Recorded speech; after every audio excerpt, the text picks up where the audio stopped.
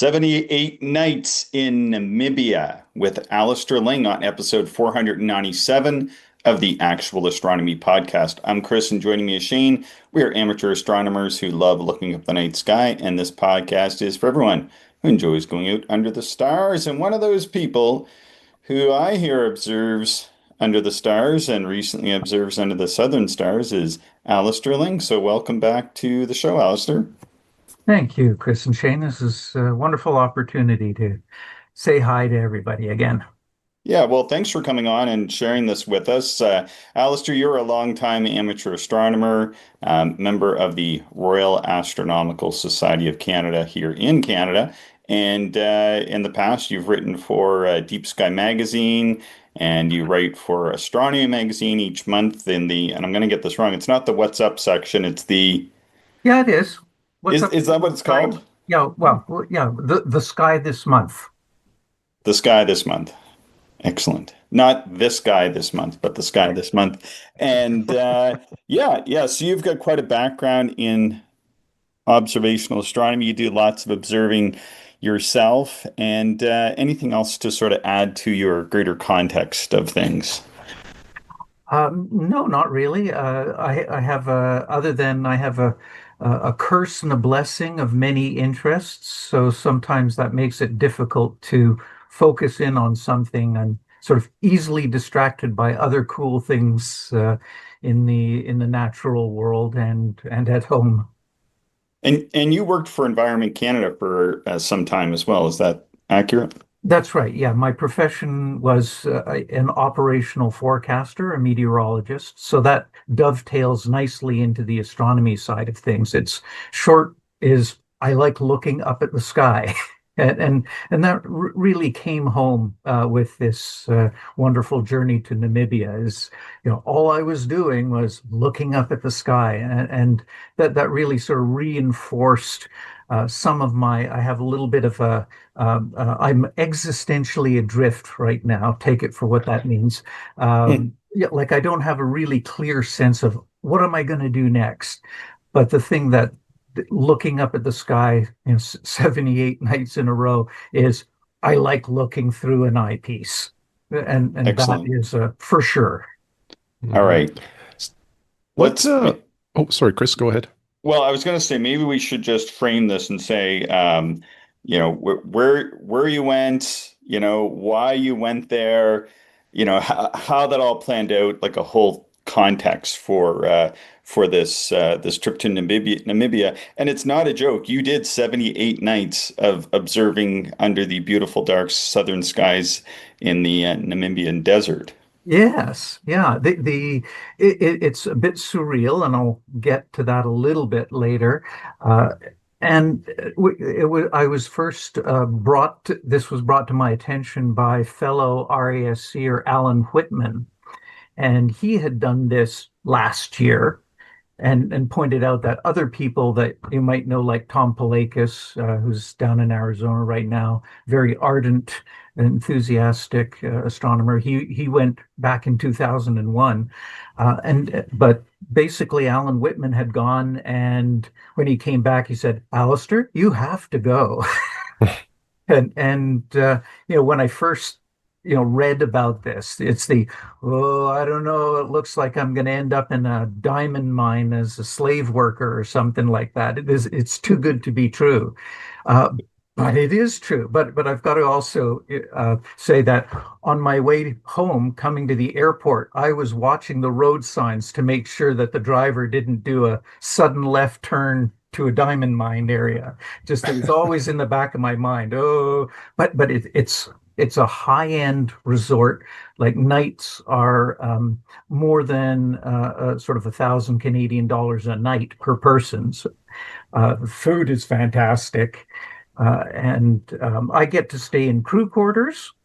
But essentially, yeah, Alan Whitman said, yeah, it's a desert safari lodge. So when you hear safari, you think lions, giraffes, rhinoceroses, but we're actually on the desert side. So we get antelope, uh, jackals, which are small coyotes, and things like that. So it's a wilderness lodge, and you enjoy the desert side of things rather than the big game animal side of things.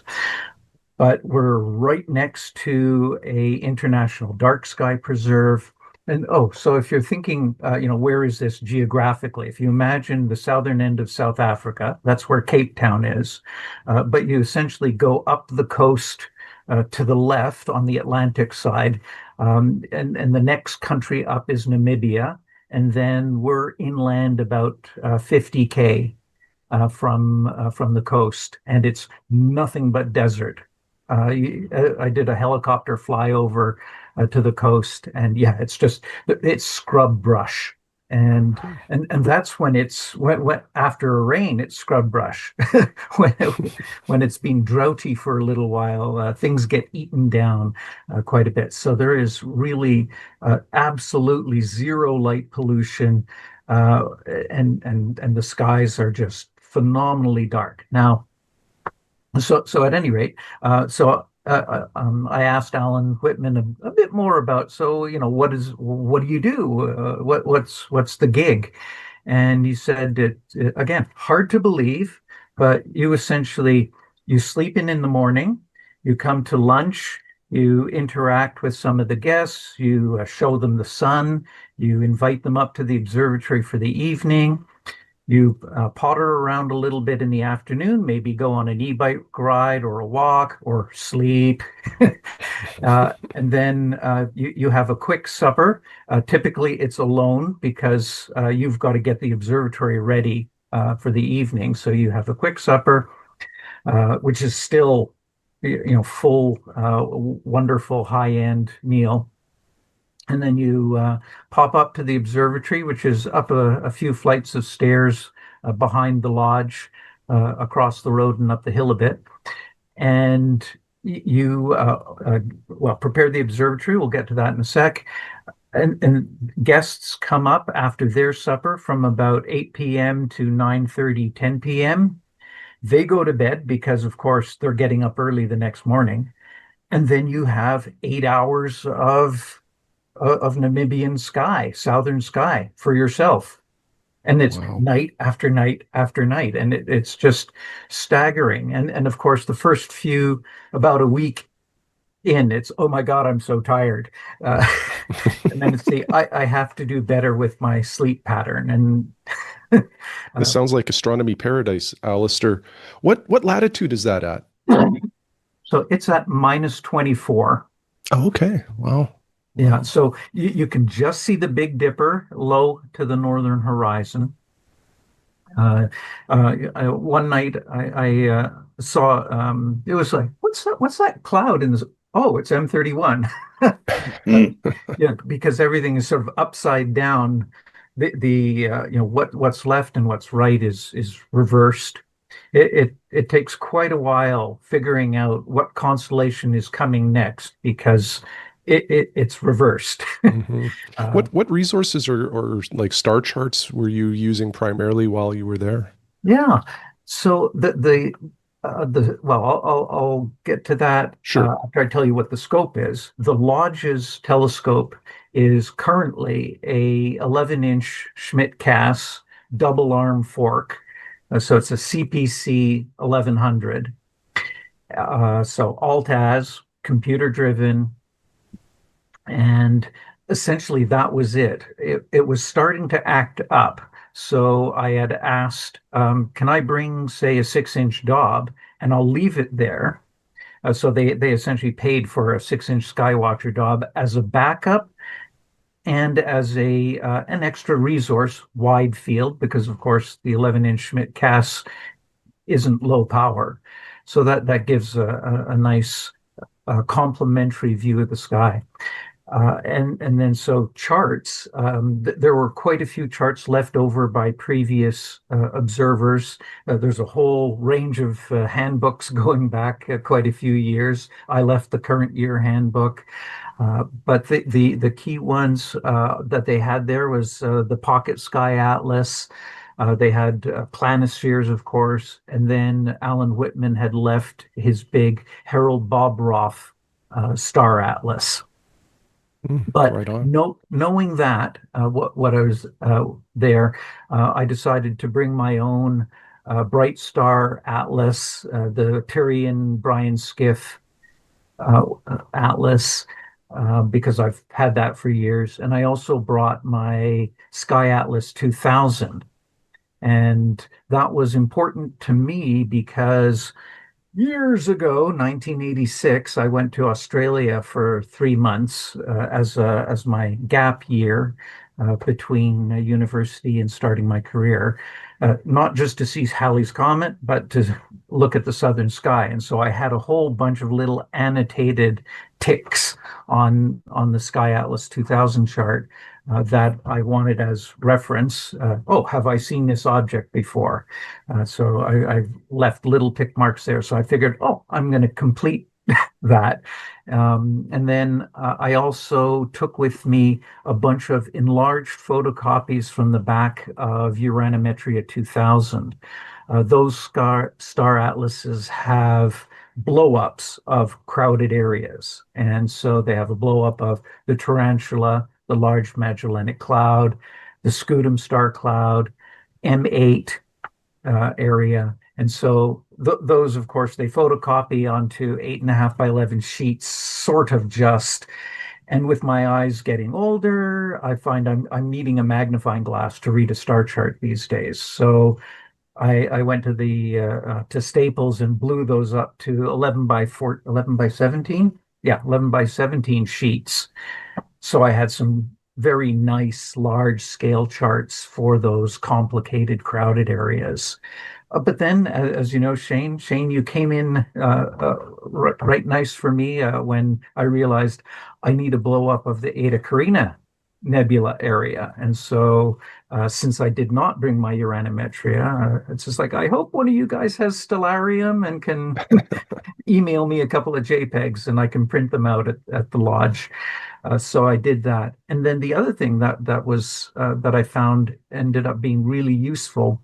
Well, I had brought my laptop, and so some of the very crowded areas, extra crowded areas in the LMC, I used guide software. It's old, but it's what I'm comfortable with to print out a chart that's basically so an 8.5 by 11 or A4 size paper of a half degree on the short axis, because that essentially kind of matched what I was seeing through the telescope plus a little bit of extra area. And so that let me sort of zoom in, and then I used that to sketch on top of that. So I didn't have to plot all my little stars.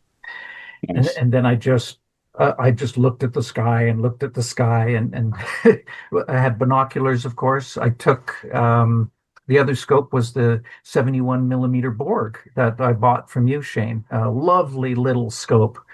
And so I got to use that. And then tying all of that together was Sky Safari on a 7-inch tablet. Well, that sounds perfect to me. And the other thing that I had checked ahead of time was, does the 11-inch CPC have an auxiliary port for a Wi-Fi dongle? And then that way I could drive the scope from Sky Safari. Yeah, yeah. Oh, cool. And were you able to make that happen? Yes, yes. Yeah. I had a backup that I could at least go through through the handset into the scope and use the Sky Chart Capticiel from the laptop. But I was very happy that the Wi-Fi connection from Sky Safari worked essentially flawlessly.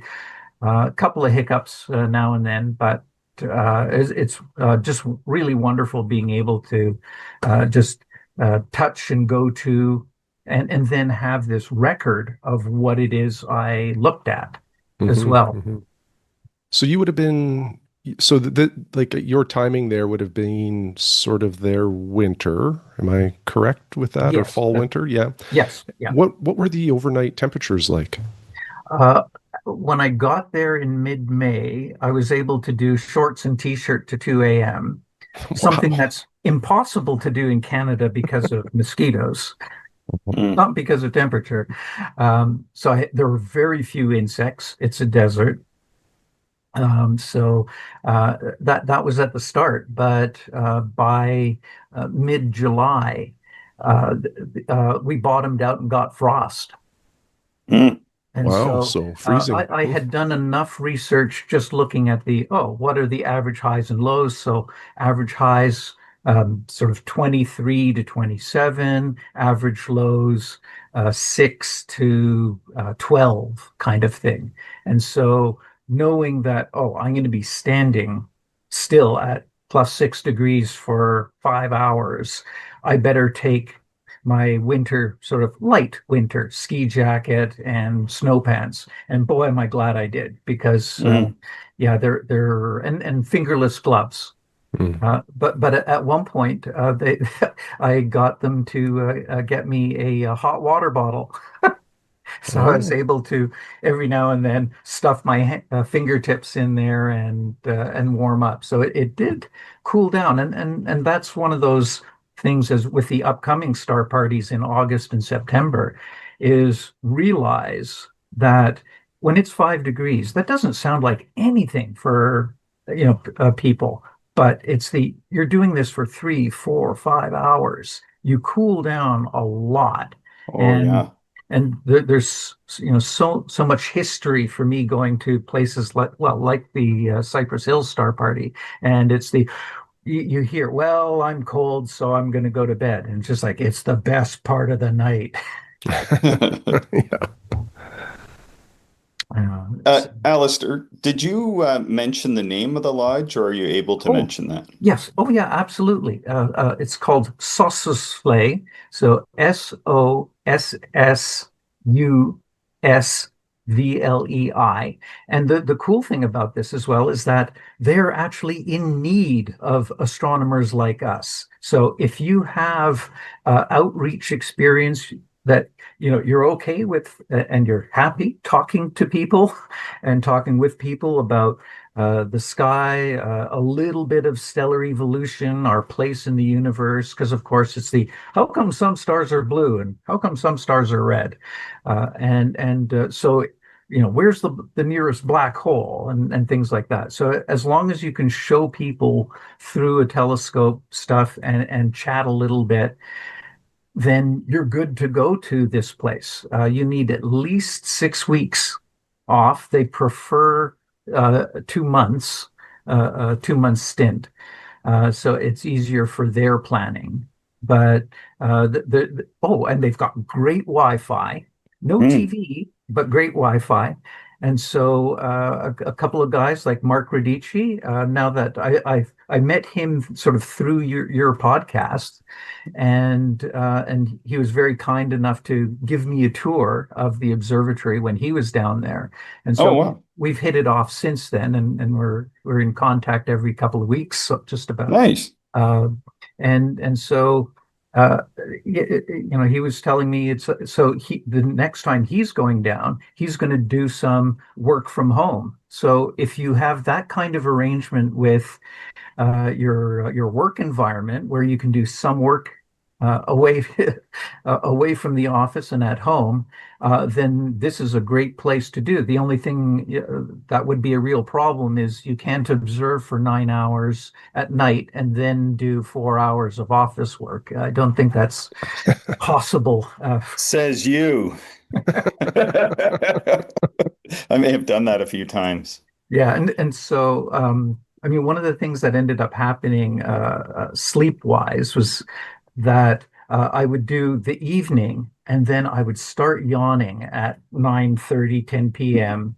And at the start, I'd have a nap and then keep on observing, have another nap, keep on observing, have another nap, keep on observing. And so I eventually did this thing where it's okay, I'm going to do the evening session with the guests, and depending on when the moonrise is, I just do another sort of hour or so, hour and a half until I start yawning, go to sleep for about 3 hours, and then wake up and go all the way through till morning. And the part of the reason that was good for me for morning was that that's when the Large Magellanic Cloud was highest in the sky. So when I got there, Orion was setting. We had Mars in Leo, and Castor and Pollux were just setting as well.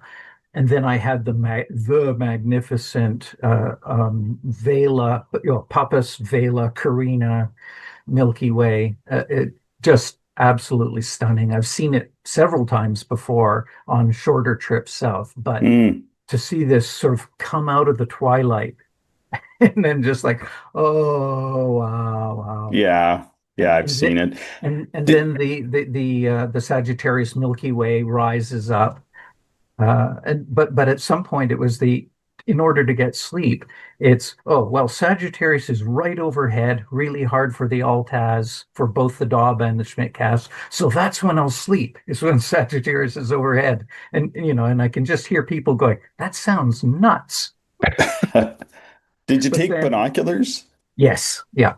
Yeah, What did you take? 750 Fujinons. I've had those Okay. for 30 Oh, okay. years, Yeah. and they're great for me because I need to keep my glasses on. Yeah. And so Same. they've got wonderful eyepieces for those binoculars. And yes, several times it was the nope, not using the scope. I'm just lying back on the bench that has cushions and looking up, and that's staring straight up into the heart of the galaxy. And it's just I'm almost joking that half my observations started with "Wow, what wow," because That's amazing. essentially, I've been to Arizona before, and Sagittarius is higher, of course, uh, but it's overhead and here in Namibia, and just like, oh my God, it's just this. I've never seen so much nebulosity around the lagoon, and the fine shading of the dark and light zones around the core of the galaxy is and right in through up into Scutum as well. It's just amazing. And Alistair, at one point you and I chatted a little bit about just while you were there, um, the Wide Field Wonders list, and I'm just curious how you made out with some of those observations. There's some pretty tough ones there, like I forget the name of it, the one, the sharpless object there on the bottom of Ophiuchus, and some of the other more challenging targets. Were we able to successfully see some of those? Oh, absolutely. But it's a great question because some of them were still tough. I At the back of the RASC Observer's Handbook, there's Alan Whitman's list of Southern Sky Splendors. So I wanted to make sure I went through Oh that as yeah. well. And so, yeah, I just kept little tick marks along the edge of looking at them both through the 71 Borg as well as the Schmidt cast, because of course many of those clusters are huge. As I like to point out to the guests, just like, oh, you see that clump up there in the sky? That's a star cluster. That fuzzy blob over there, that's a star cluster. And when you look at them in the Schmidt cast, well, as we all know from looking at the Pleiades, if you're looking at the Pleiades at 80 power, you're missing half the cluster. Hmm. So I wanted to make sure I went through Alan's list of the splendors, and then I also brought with me, Chris, your list of wide field splendors, and so I had all the had a little binder full of those, and I went through all of the southern ones, and the tough one was Tau Scorpii. I tried several nights on that one and just only got the vaguest of impressions on a couple of them. So that's obviously a very tough object. But you said you saw it from grasslands. So as you said, maybe the right combination of aperture and magnification lets it come through. So is this the one that's sort of just below Antares? That's right. Yeah. So that one, yeah. So Mike O'Brien and I discovered that. I know it's like a already known nebula, but we were observing in the Dirt and Cactus Hills just with 15 by 50 binoculars on, I want to say like the 8th or 9th of June, probably about 10 or 12 years ago. And so that's a high altitude location. It's about 3,200 feet, something like that. And then it was like an absolute perfect night. But it wasn't, I mean, we're at 50 degrees north latitude or 49 and a half there or something like that. And we were in reclining lawn chairs and that sort of thing. But I've noticed that with those Canon image stabilized 15 by 50s, they are almost a little bit magical. Did you try it with your 71 Borg or which instrument? Yeah, both the 71 Borg and the binoculars and the 6-inch Dob. Okay. The When it was almost straight overhead, Yeah. and that's of course it's tough enough as is when you're up in the Dobson's Hole there. And Mm. then the other thing is just east, west. No, no, no, no. Wait a minute. That's west, not east. And It's then it's saying, switching. oh, okay, Yeah. which side is setting? And which Yes. side is rising, and then that's sort of how I manage to anchor things a bit.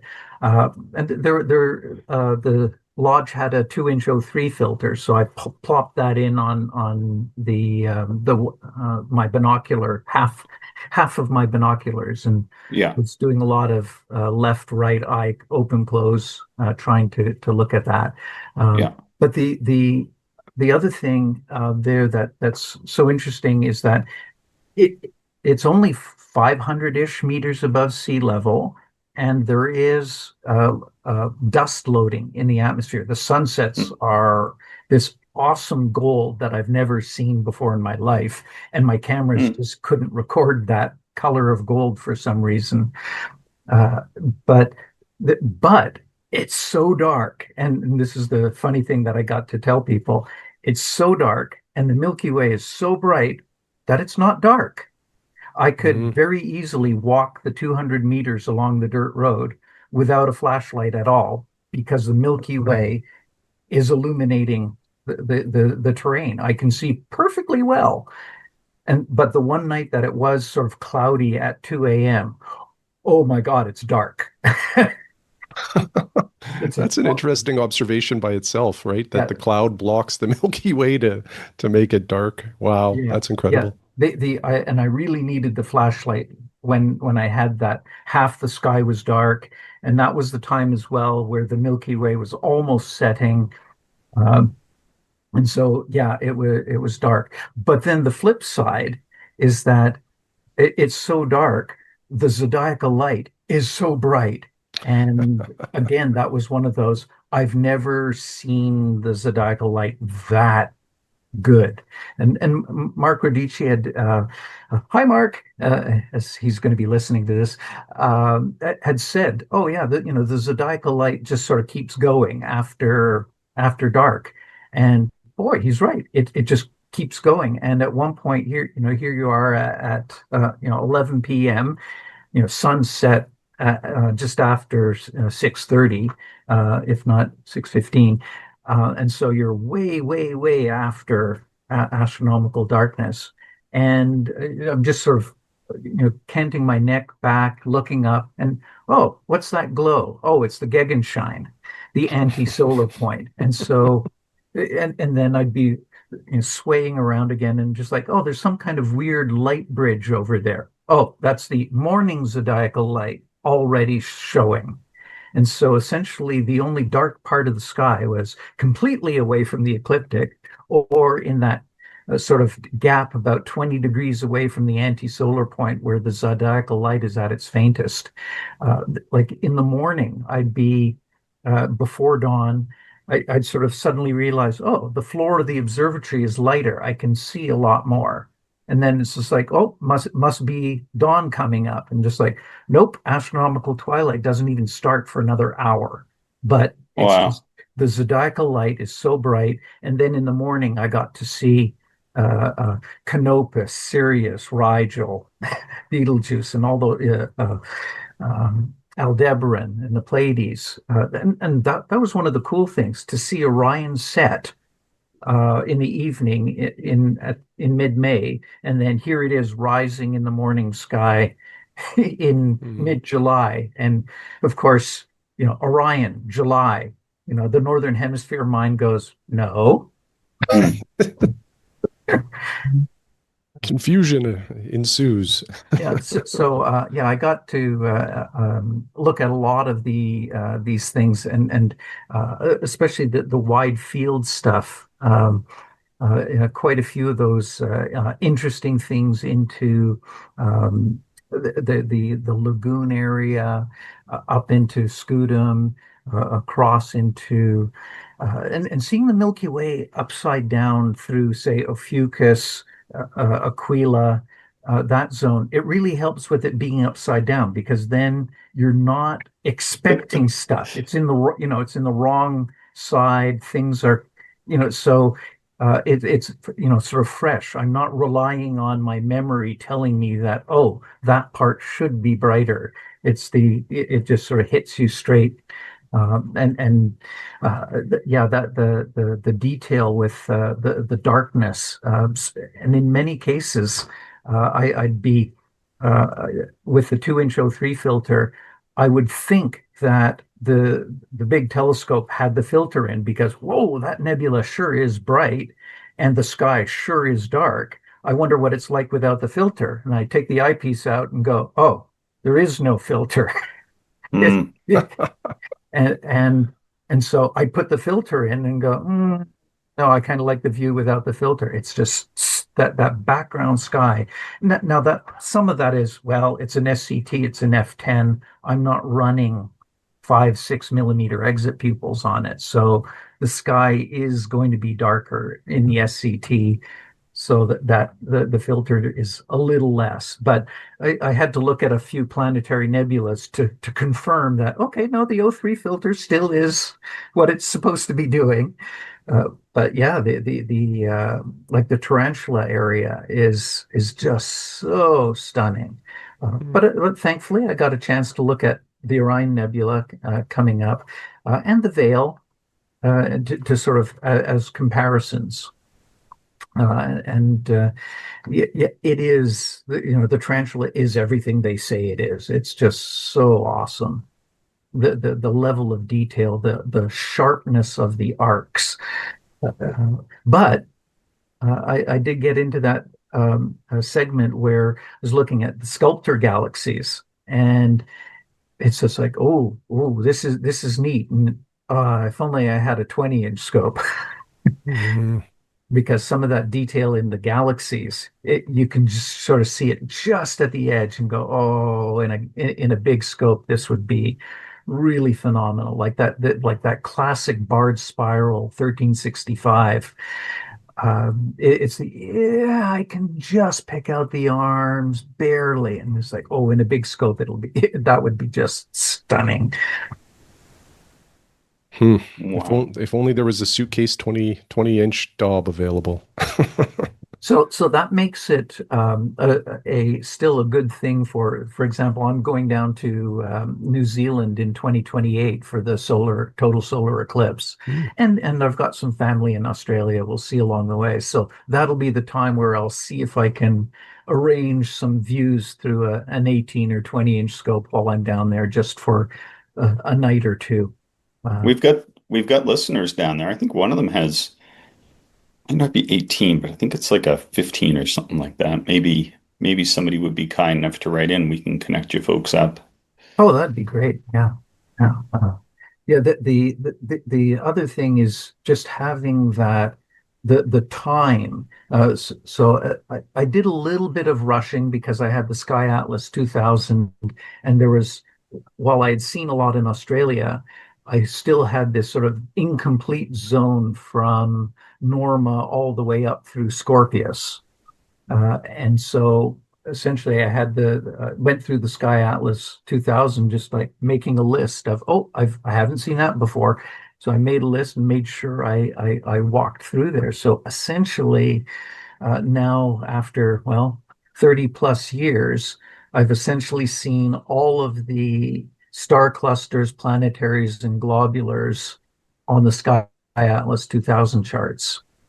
So that was Well, that's sort a of great accomplishment. Yeah, a really neat feeling of accomplishment. Yeah. Can't do that with all the galaxies that were there. Just didn't have time. Didn't have time for that. Might need a few more months for that one. Yeah. Um, the other thing that was really kind of neat to experience was observing in moonlight, because of course it's the well, at some point you have to hit full moon, and I'm not about to sleep at night to get up in the day and sort of ruin my biological clock. And then it's the, oh, well, there's all these neat double stars. So I on the that's a nice other thing about this, the sky safari. Load up all these observing lists, and you can just sort of pop through them one by one, and load them up and sort of see, oh, southern sky, finest double stars. Okay, let's start going through Hmm. them. So I got to see a lot of that. But the animal reaction of your body, your animal instincts, when it's dark, you've always got this little bit of, you hear a crickle, crackle, oh, was that just the leaves rustling in the trees, or is that some huge wildebeest, coming to get me? There's always that at night, wherever I am. But as soon as it was sort of brilliantly lit by, yeah, and half a moon is huge amount of light Mhm, when mhm. you've got nothing out there. And there's this interesting animal instinct sense of, oh, I'm in control. I can see everything. I feel confident. There's, nothing can get me because I can see everything. And that's not at all really operating on a conscious level, but it's just this, oh, this funny sort of thing, how you sort of prop yourself up and, yeah, I feel good. Uh, and in control. Whereas, yeah, the next time it's really dark, it's like, oh boy, yeah, there is that, the jackals howling, and yeah, they're skittish and scared of humans, but boy, you can't help it. When you hear an animal howl in the distance, it goes Mm. right through you. Oh, for sure, for sure. So, Alistair, on like you mentioned, 78 nights of observing. Obviously, there is a number of nights with the moon in the sky. Would you still put in kind of a full shift with the moon in the sky, observing doubles and other sort Yeah. of appropriate objects? Yeah, pretty much. I Wow. kept things going. I slept a little longer, Hmm. but it just so also happened that well, Saturn was in the morning sky and up like 70, 80 degrees up by morning. And so realizing with the guests who had come when the moon was full, and you could hear a couple of them, oh, I didn't realize it wouldn't be dark. Yeah. Of course, all of us just like, oh, yeah, so it's I felt a little bit of extra obligation. I said, hey, look, in the morning, there's a full hour of darkness before dawn kicks in. Come on up. I'll show you Saturn as well. That'll be the gem of the night. And so I would end up getting up at 2:30 or 3 o'clock in the morning and observing right through till 6:45 into bright twilight. Sometimes the guests showed up. Half the time it was, oh, we were so tired, we just couldn't, sorry about that. And it's just like, hey, that's fine, because that means I got to look at Saturn just for myself It might be preferred, in fact. for 25 minutes. And when I'm showing stuff, I don't really get to look at it. I go, oh yeah, yeah, yeah, Yeah. there's the rings.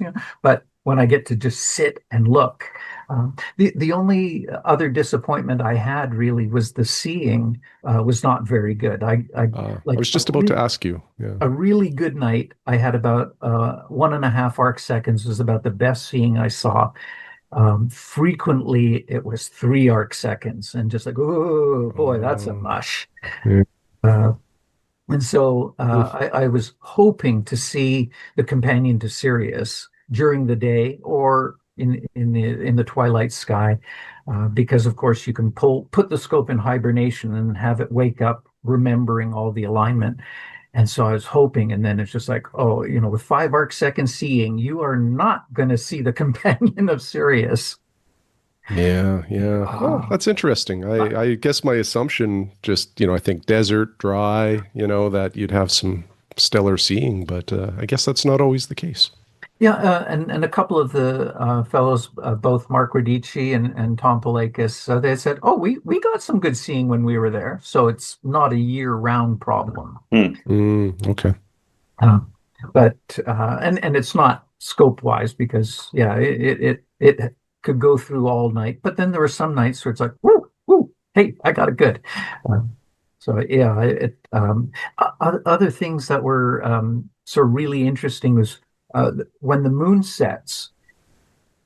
Typically in the northern hemisphere, we've got light pollution sources. So the moon sets over where the city is, so you don't see its sky glow anymore, and you go, okay, we're good to go. Whereas when it's so dark there, the moon sets, it's just like, well, there's still all this light in the sky. And then and of course it makes sense when you think of, well, when the sun sets, it doesn't go dark right away. It slowly fades in twilight. Hmm. And the sky does the same thing with even a third quarter moon setting, Hmm. or first quarter moon setting, and third quarter moon rising, where it's just like, oh, sky's getting lighter, and then she's like, but the moon doesn't even rise for another half hour. And so you get to see some of these sort of cool phenomena in that way as well. So, Alistair, what was the limiting visual magnitude, or did you do that, or the Bortle Yeah. rating? I well, the short of it is, for me, my limiting magnitude was about 6.4, which sounds awfully bright, but well, I'm 63. My next big astronomical venture is going to be cataract surgery. Hmm. So, like, there is a lot of light scatter in my eye whenever, and Hmm. that was one of the challenges of doing, say, this Tau Scorpii, was as soon as you've got a bright star in the field, I have an automatic 30-degree halo around that star. Hmm. And Oh, so, okay. even for a star that has absolutely zero, like I go and pick some other first mag star, completely away from the Milky Way, no nebulosity. And I had with me what's called an occulting bar eyepiece. Essentially, it's a Plössl eyepiece with part like right at the focal plane, because the focal plane is outside of where the lenses are. You can stick a little bit of foil to block, let's say, half the field or a third of the field. You put the bright star behind it, and then you can see what's in the center of the field by having the bright star occulted. So when I did that, poof, no nebulosity, let the star drift in a little bit, and wham, this 30-degree apparent glow shows up. So it's like, yep, my Hmm. eyes are starting to go. Uh, but again, that in terms of Bortle, I mean, is there a Bortle zero? It's like what among the things I was looking for, like the Gegenschein is straightforward. It's not super easy. You can't just go, oh, look at that. It's as you move your head around, you go, wait a minute, there's some sky glow there. So that and the intricate contrast in the Milky Way. That's the other thing. Like I did a sketch that I sent you guys of the dark prancing horse Hmm. in Sagittarius, and the legs sort of dangled down into Scorpius with those two long pipes that go to the Roll Fuki cloud. So I did that in binoculars, but to the naked eye, you go, oh, I can just see all that stuff. Wow. It, That's it, amazing, and Alistair. so Wow. it's not the limiting magnitude is only sort of part of the equation there. But yeah, I'm kind of looking forward to getting my cataracts done. But I certainly did not want to do them before, just in case something went wrong. So I wanted to make sure that I had, Hmm. the eyes that I know I have. Yeah, probably a good decision. You don't want to take unnecessary risks with a big trip like that. Yeah, yeah.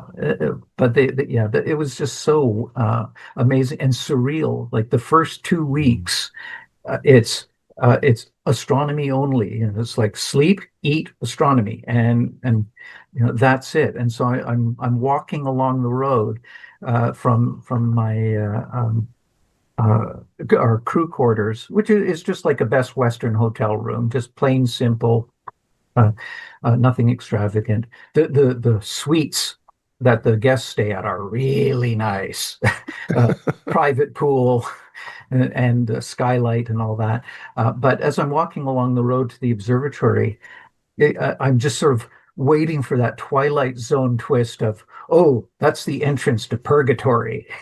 This is all being a setup. But no, it just keeps on delivering. And the other thing that sort of is so impressive is as the twilight goes, most people have experienced a sunset in the tropics where sun goes down and boom, it's dark, very quick. And of course, the same thing happens at, well, minus 24-degree latitude. It's okay. I can see Alpha and Beta Centauri, and I can see Canopus over there. So I can align the telescope, setting up my camera just to do a wide sort of fisheye time lapse of the night sky, and all of a sudden I'm saying, no, no, no, no, I'm not ready yet. It's already dark, and I'm not ready. I haven't finished setting up, and it's already dark. So Holy. that transition is so quick, and boy, I tell you, things like looking at Omega Centauri, 78 nights in a row. Does it get old? Absolutely not. As the scope does the go-to slew, it slows down in that last bit. And looking in the eyepiece, because I always have to recenter objects on these go-tos, and so as Omega Centauri or 47 Tucanae or Eta Carina, as they slide into the field, it's just that is so amazing. Yeah, it's there's no worry about getting used to it. Oh, yeah. One of the other things to put things in perspective with some of the guests, it was their first time looking through a telescope. So there's a bit of trying to teach them how to place their eye to the exit pupil. But at one point, I was trying to show them all the different classes of objects, and it was late enough one night. Oh, we can do the Ring Nebula. It's 30 degrees up. Put it on the Ring Nebula and talk about stellar evolution a little bit. And they look in and go, "Oh yeah, yeah, yeah, yeah. I see it. Boy, that's faint." And, Yeah. and you sort of to yourself go, "Oh, you ain't seen nothing faint." Yeah, yeah. How many guests would you say you hosted, I guess, at the telescope over 78 nights? Oof, I haven't done a count. It's actually in my log notes, Hmm. but probably well, on average, I'd say 4 to 5 a night. I would essentially do two complete sessions of 20 minutes each. And then some guests were later. I had one guest, ask if they could, stay up with me most of the night. They said, "I'm traveling home tomorrow. I'm on a plane. I don't care. I want to look through this telescope for as much as possible." So it's like great. So I had one stay all night, but that was the other thing in terms of taking notes. I use a voice recorder as well as some hurriedly typed notes on Sky Safari, just in case the voice recorder goes out on me. But then I'd transcribe it the next day on the laptop. And a few of those nights is I don't have enough time to do a full transcription, and things start backing up, and it's just like, oh boy, I've got to clear things off. You're like at home, Oh, if I've wow. if I've had a good night of 20 objects, just like, oh, that might take me 4 days to transcribe, bit by bit with my discretionary time at home. And that's never a problem because it's always sort of, cloudy now and then at home. But there it's just like, oh, it's going to be clear, and I'm going to be filling up the voice recorder with more notes. So As a meteorologist, was there anything other than you mentioned the sunsets, but was there anything about the weather, day or night in general, that you thought was of particular interest or new to you? the what I was really looking for was the day-to-day change in transparency, and essentially I had a project of taking a picture at sunset, well, after sunset, with the sun 4.5 degrees below the horizon every night, and so it's timed. I use one of the apps to tell me when the sun's 4.5 degrees down, and I take a picture every night, the same part of the sky, same setup, and I'm going to make a little sort of time lapse movie out of it. But it was remarkably constant, except for the change for, oh, the flow is in from the Atlantic, much clearer skies, and then, oh, we've had 3 days of flow from the other desert areas from South Central Africa. Yeah, the haze is up there. The clouds are starting to brown out as you go towards the horizon. So it's like, not going to be quite as transparent tonight. Mm. But then it's still, oh my God, it's still so good, even when it's not fully transparent. Yeah. The thing I'd like to do going back, I think, would be uh, taking my time, doing a Mm. bit more prolonged look at various objects. Is there anything that you wish you had brought or taken with you that you didn't, or that you would be sure to take if you were going back? A 30-inch scope. That Something can be simple like a arranged. 30-inch scope. Um, yeah, that's a really good question, and Could you take like if you had a collapsible like 12-inch Dob or something, would that be like would you be able to take that there, or are you limited in what you can actually bring into the lodge?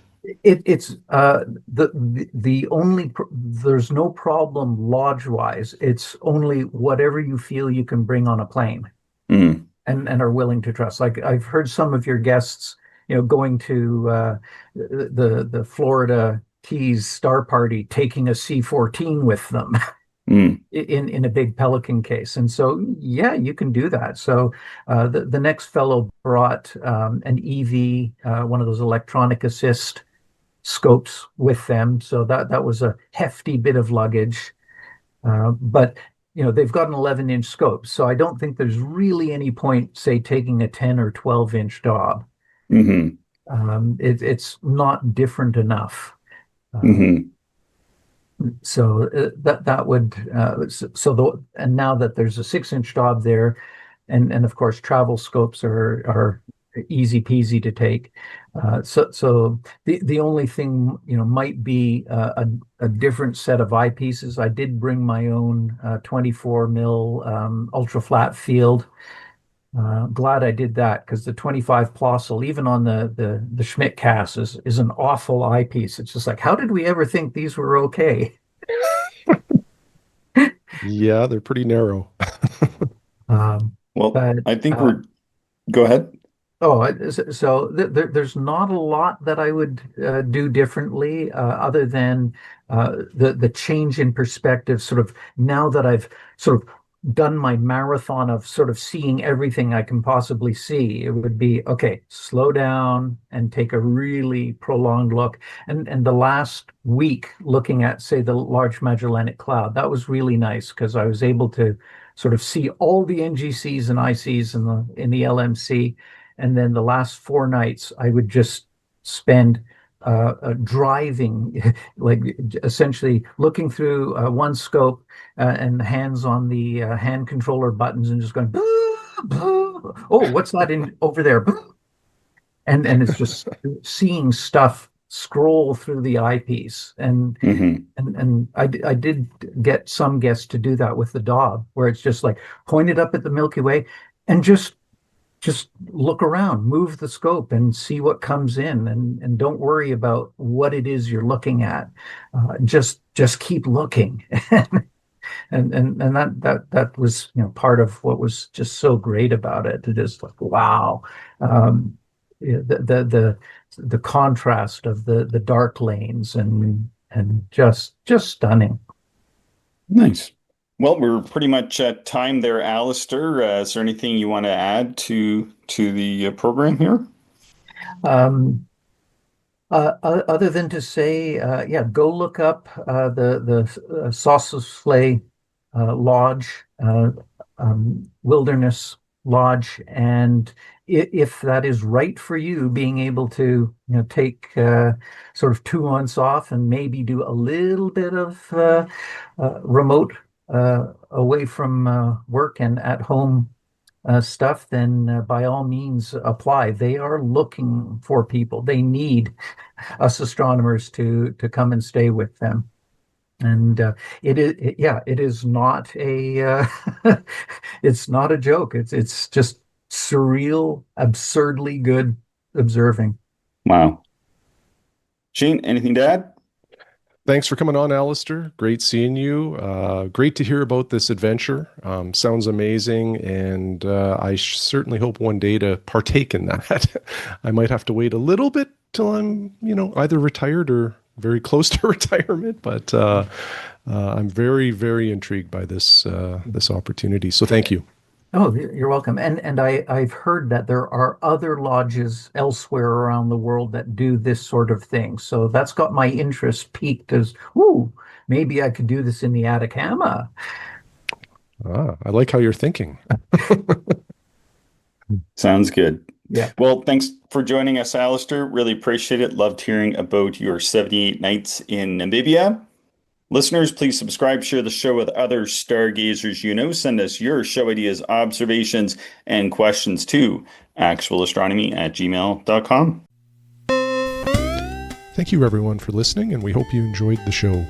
If you are interested in more information, would like to contact us, or if you would like to support the podcast, check out our website, actualastronomy.com.